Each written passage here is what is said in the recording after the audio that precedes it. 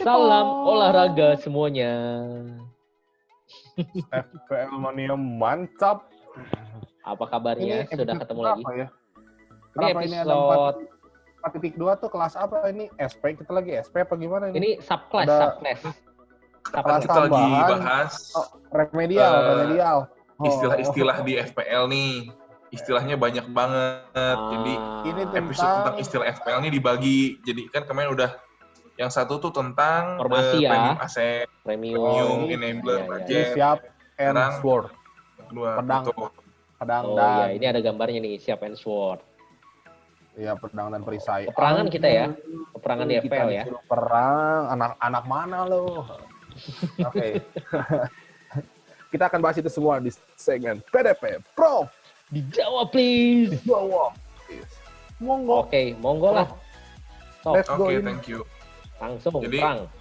Ini bagian intermediate kita mulai bahas terminologi ya, apa kayak vocabulary-nya FPL gitu kalau kita main di sosial media. Nah, di sosial media ini udah banyak banget nih kata-kata shield and sword ini udah sekitar 5 tahun. Ini kita bikin video khusus membahas biar kalau kita baca yang terminologi ini kita tuh ngerti lah gitu ya, bisa ngikutin ya. Oke, Waduh. shield and sword ini Ada Iron Man. sebenarnya Captain America. ada kalimat Oh iya. kalimat lainnya, yaitu template and differential. Jadi, si shield ini tuh pemain template, sword ini pemain diferensial, gitu ya. Nah, shield and sword ini pertama kali disebut bukan sama kita, bukan sama S3 Bola inilah, tapi sama salah satu akun Twitter Kamu tahu kan, Ton? di Reuser5, FPL Reuser, gitu ya. Dia yang pertama merekomendasikan istilah ini. Nah, kita lihat dulu deh. Jadi, dia membagi pemain FPL tuh jadi 2 macam, yaitu pemain template dan pemain diferensial. Kita bahas dulu sekarang yang template atau dalam kata lain shield-nya ya. Template itu apa sih? Pemain-pemain yang kepemilikannya tinggi. Nah, kenapa kepemilikan pemain-pemain ini bisa tinggi? Kayak Salah, kayak KDB gitu ya. Karena mereka ini reliable. Reliable ini dapat diandalkan. Dapat diandalkannya gimana sih? Karena mereka memberikan FPL point ke manajer yang punya itu secara konsisten. Salah, KDB itu tuh hampir mungkin dari 10 pertandingan kalau mereka udah blank 5 kali itu kita udah kecewa gitu kalau punya pemain kayak Salah. Betul lah. Kita bayar mahal buat KDB nih. 4 pertandingan berturut-turut gak pernah assist, gak pernah gol. Kita kan agak kecewa gitu ya. Jadi yang namanya tidak pakai soalnya. ya ini shield-nya. Jadi template itu kurang lebih gitu. Nah, ciri-ciri pemain ini biasa mahal. Termasuk premium asset. Ya ada alasannya ya kenapa mahal, karena dia bisa diandelin nih buat secara konsisten ngasih FPL point.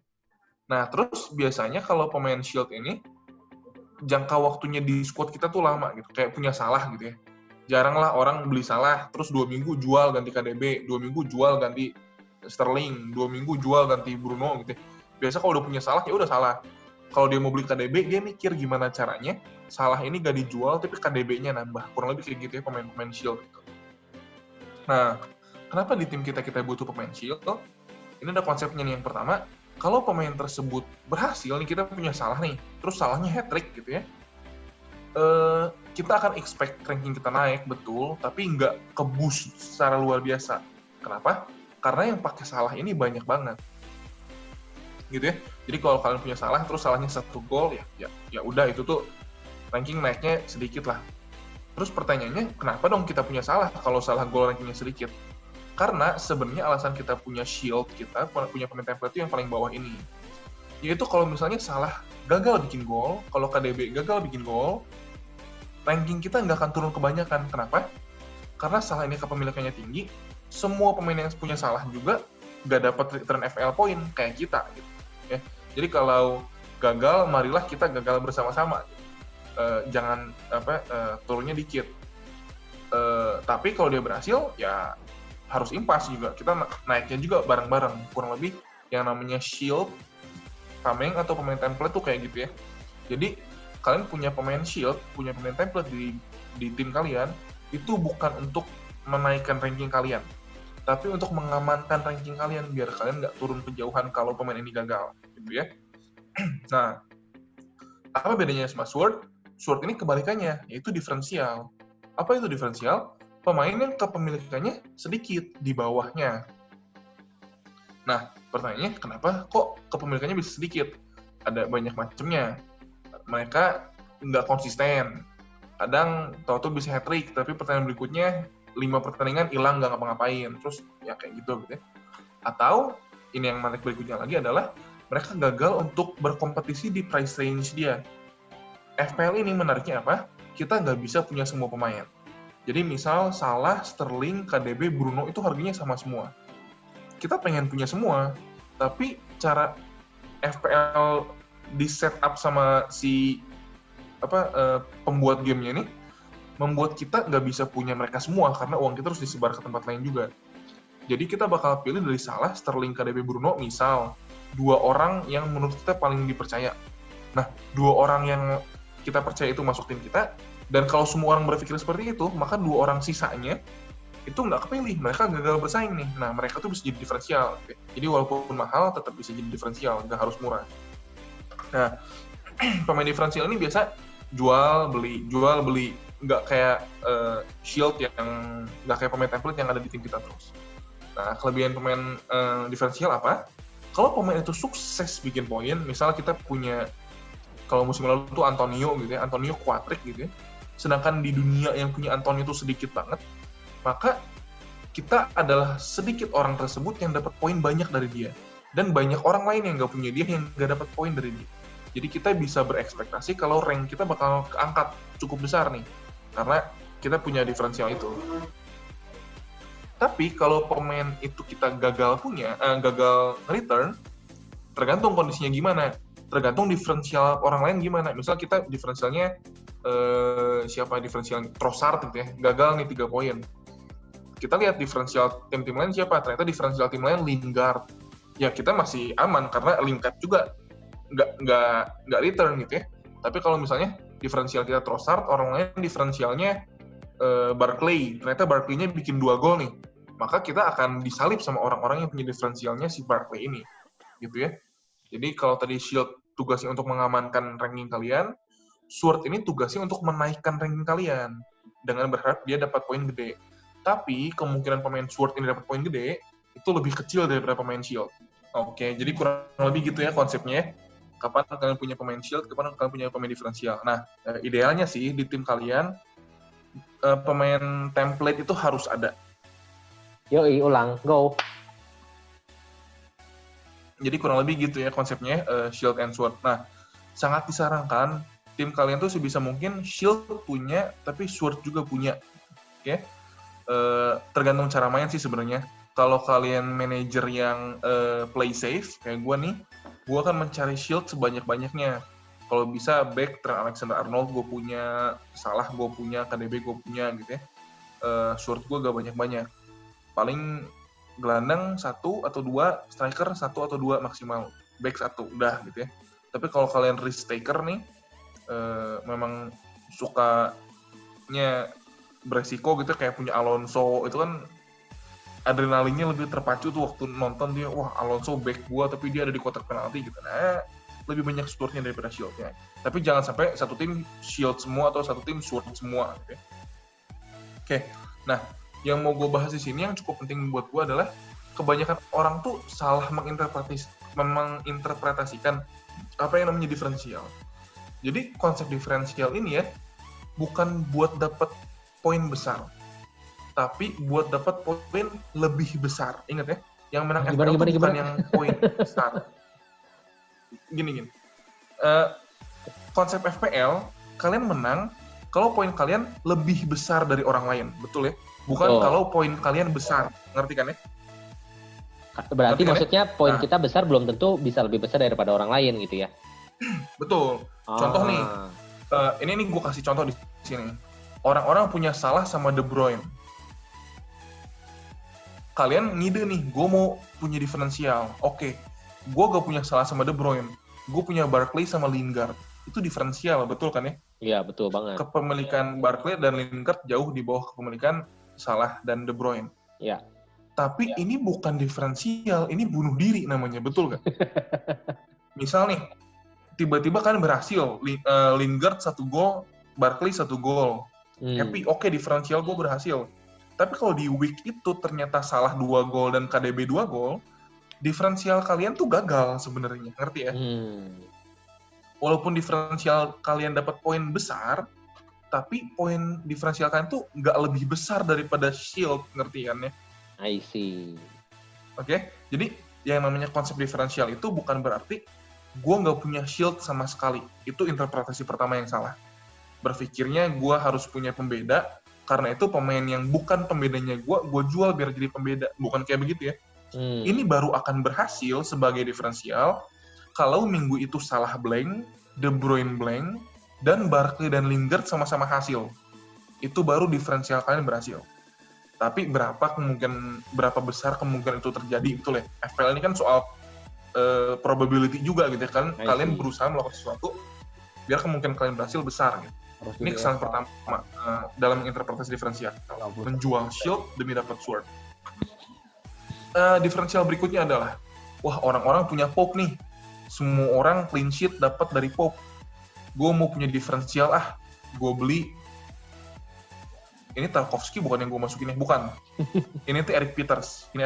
Udah lama gue bikin PPT dulu. Ini Eric Peters. Nah, ini juga salah. Kenapa? Karena yang namanya diferensial itu berlaku di gelandang dan penyerang. Orang dapat poin clean sheet Pop terus, gue harus pembeda. Gue beli Eric Peters biar jadi pembeda. Terus pertandingan itu Burnley clean sheet. Wah, berhasil nih Peters gue clean sheet gitu ya. Yang nggak berhasil karena orang yang punya Pop clean sheet juga, ngerti kan ya? Kecuali Peters lu assist atau gol, oke lah bisa beda gitu ya. Tapi kalau lu pengen punya diferensial ngejar clean sheet dari orang-orang yang pakai Pop terus lu beli Peters, maka itu bukan diferensial namanya, karena poinnya sama-sama main, sama-sama clean sheet. Kecuali kalau Peters gol atau assist gitu ya. Kalau mau diferensial, itu double defense. Jadi lu punya Pop, tambah lu punya Peters, ngerti ya? Jadi saat semua orang dapat poin clean sheet Pop yang 6 poin itu, 4 poin clean sheet, 2 poin main, kalian dapatnya double-nya. Itu baru pembeda gitu ya. Jadi kadang-kadang punya Pop sama punya Peters gitu ya, terkesan membosankan, tapi ini bisa jadi pembeda. Ngerti ya? Jadi kalau yang tadi pertama, kesalahan menginterpretasi diferensial adalah lu menjual shield lu demi dapat sword. Yang kedua adalah, kesalahan kedua menginterpretasi diferensial adalah lu menggunakan aset defensif yang lain untuk mendapatkan clean sheet point dan berharap itu jadi diferensial. Karena itu gak bisa, karena kalau clean sheet point tuh satu tim tuh defensif asetnya dapat semua. I see. Kalau lu mau dapat diferensial ya lu belinya double defense. Terus konsep yang terakhir yang suka salah adalah, wah, Arsenal nih nyerang lewat Aubameyang. Gue mau pakai diferensial, gue pakainya Lacazette. Atau, wah, MU ini nyerangnya dari Bruno nih menitnya. Gue mau pakai pembeda, gue mau beli ini tuh Daniel James gitu ya. Ini juga nggak bisa dipakai, jadi alternatif penyerang gitu loh. Wah, Arsenal ini lagi hot banget. Udah, gue cari pembeda di Arsenal. Nggak juga, kalau misal Aubameyang gol assist Bukayo Saka, Aubameyangnya dapat poin. Lacazette-nya kagak, gitu ya. Kalau misal Lacazette dilanggar nih, terus Arsenal dapat penalti, lu dapat asisnya Lacazette, lu merasa, wah, pembeda gue berhasil nih 1 asis. Itu gagal. Kenapa? Karena yang ngambil penaltinya Aubameyang gitu ya, betul ya?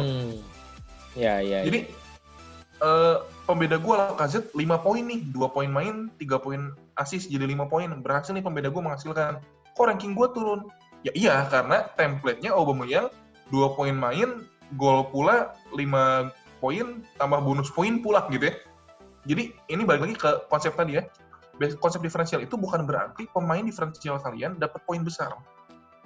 Karena kalau pemain diferensial kalian dapat poin besar akibat dan itu berimbas kepada pemain yang lebih banyak dipunya orang poinnya lebih besar, itu jadi gagal gitu ya. Contoh berikutnya Daniel James nih. Wah, Daniel James bagus nih. Dapat umpan dari Wan Bissaka, lari crossing kotak penalti, umpannya jadi gol, bagus, gue jadi pembeda. Tapi ternyata yang ngegolin si Bruno Fernandes gitu ya, diferensial kalian jadi gagal. Gitu ya. Jadi jangan sampai salah mengartikan diferensial, terus kalian main gila-gilaan gitu atau menjual Fernandes, beli Daniel James biar beda, karena itu nggak akan berhasil. Intinya diferensial adalah kalian harus dapat poin lebih besar daripada pemain-pemain orang lain. terserah diferensial orang lain atau template orang lain. Gitu kurang lebih belajar tentang shield and sword hari ini. Kita I udah see. belajar dari definisinya sampai jangan sampai salah pakainya gimana. I see. Dan memang sebenarnya agak susah ya kalau kita ngomongin diferensial, karena kalau kita ngomong ke semua orang ya pasti diferensialnya beda-beda gitu ya. Jadi Betul. memang untuk ngomongin diferensial itu baiknya sebenarnya udah di mid season ya, karena kita udah tahu shieldnya siapa dan kita jadi bisa tahu gitu ya swordnya. Benar nggak sih? Betul. Bahkan diferensial ini gak harus pemain loh. Lu bisa formasi. Contoh, semua orang 3-4-3, lu merasa di minggu itu bakal banyak banget tim clean sheet, lu pakai 5-4-1 dan memang clean sheet-nya banyak. Itu bisa jadi diferensial lo. Diferensial lu bukan player, diferensial lu formasi. Gitu. Makanya banyak cara. lagi nyambungnya itu ke episode yang kemarin ini. Lu pemain tipenya apa, casual atau Kompetitif yang gitu ya. Betul. kan yang engage gitu. Nah, Ya, lu ya, pilihannya ya. kalau lu casual ya lu kan bisa suka-suka lu ya, pembeda lu mau tiba-tiba dan lanjut. Satu tim semua pokoknya ownership-nya low aja gitu ya. Ya, Beda semua. suka-suka lu juga. Tapi kalau yang engage kan lu pasti bakal lebih memperhatikan yang kayak gini-gini nih gitu. Iya. I see. Oke deh kalau gitu. Dan memang agak susah juga karena banyak sering orang nanya nih, diferensial minggu ini siapa nih gitu ya. Kalau di FF Squad kan suka dikasih tahu ya, atau misalnya di Instagram yang lain gitu ya. Dan memang itu balik lagi ke pilihan teman-teman ya sebenarnya diferensial itu, karena teman-teman apakah ngejar nih di ranking di mini league gitu ya, di mini liga kalian, jangan sampai ternyata diferensial yang disuggest adalah ternyata shieldnya di liga kalian gitu. Jadi percuma bukan diferensial gitu ya. I see. Oke deh. Kadang-kadang gitu ya, pemain striker murah, siapa pembeda? Enketia, oke, lu beli Enketia jual Greenwood. Ya semua orang punya Greenwood. Kalau Greenwoodnya gol malah butek juga kan tim lu kan. Jangan salah gitu soal itu. Oke deh kalau gitu.